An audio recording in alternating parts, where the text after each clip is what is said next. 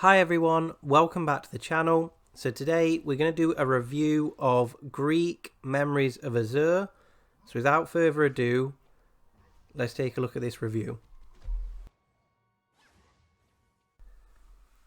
The game takes place in a land called Azur, and you take on the role of three siblings, and they're locked in a raging battle with a rival race.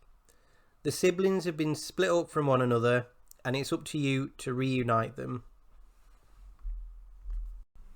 Let's just kick off straight away and talk about the visuals. This hand-drawn 2D game, I mean, it looks absolutely fantastic. Playing it particularly in handheld mode on the OLED, I mean, everything has just been designed beautifully, whether that's in the caves, in the swamps, in the towns. There's so much going on the screen. The colours really burst out at you. It really does look fantastic. I'm completely taken back by kind of a relatively small indie platformer can look as good as it does. And yeah, really beautiful game to look at. So visually, you can't really complain about anything. It's got to score 10 out of 10 because yeah, just absolutely gorgeous to look at. I know there's loads of ways and loads of terms you can use to describe a game. I was trying to come up with a way to describe this game, and I would say it's a single player, multiplayer Metroidvania stroke platformer. You start off as the character Greak, and then as you go through, you unlock your sister and you find your brother, and then you can cross over between the characters. So when I say it's multiplayer, you are playing on your own, but you use the back trigger buttons to either get them to run when you've ran somewhere, so you run across the screen, you press ZR and they'll follow you across the screen. Otherwise, you press the ZL button and there's a little bubble that comes around you, and then they'll mimic what you do inside that bubble. Incredibly frustrating. It's a great concept, don't get me wrong. I had so much fun with it.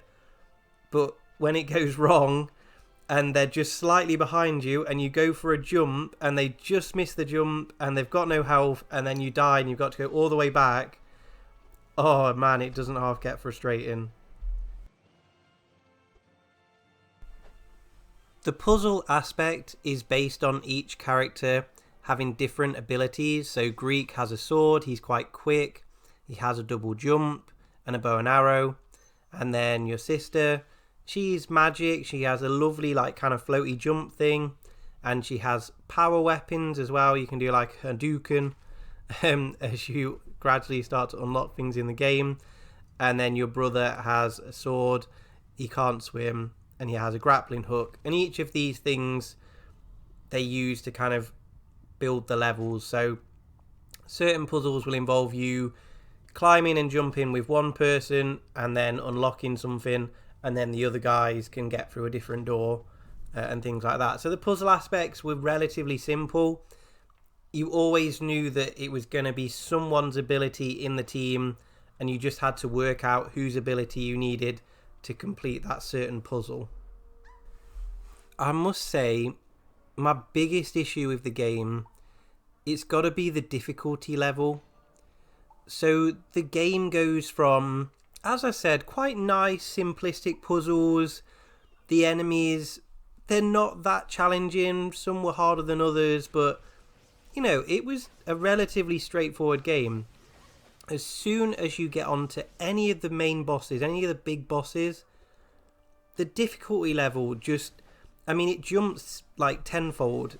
As I say, you're plodding along, you're solving puzzles, you're taking out little skeletons and birds and stuff with a couple of hits, and all of a sudden these big bosses come along and it's like, hold on, where's the jump in difficulty is just ridiculous. And there's certain points where obviously you know that a save is there because a big boss is coming up.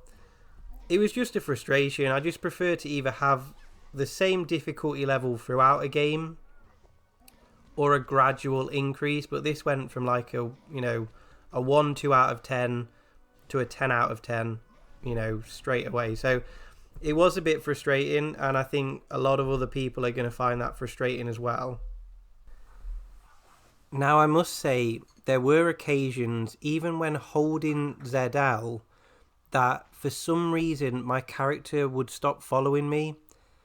I'm not sure if this was a slight glitch, or I know a few other people have mentioned it. It doesn't appear to have been fixed because we're nearly a year on since it was released, and it's still causing a couple of issues. So do bear in mind that it only takes one character to die and then it's game over. So even if you're not playing as the other character and they fall down and die, you do have to go back to that last save point.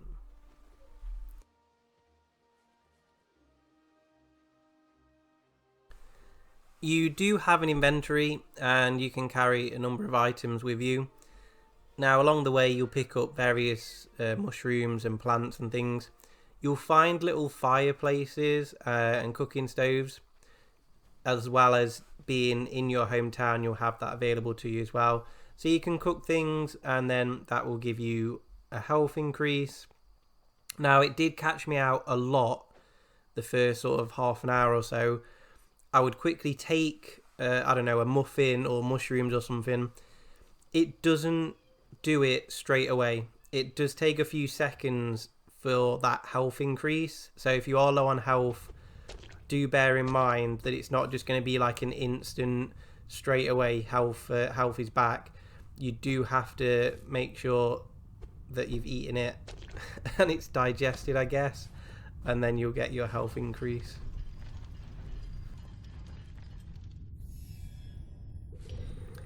I want to just finish off with a few final thoughts. So overall, this game has got a few flaws. The controls, when you are trying to work with multiple characters, it did get a little frustrating. This seems to have been made as almost the perfect multiplayer, but there is no co-op mode, so that does seem a little bit strange. And then, as I said, the difficulty level was probably one of my big frustrations, that it just seemed to jump so high so quickly.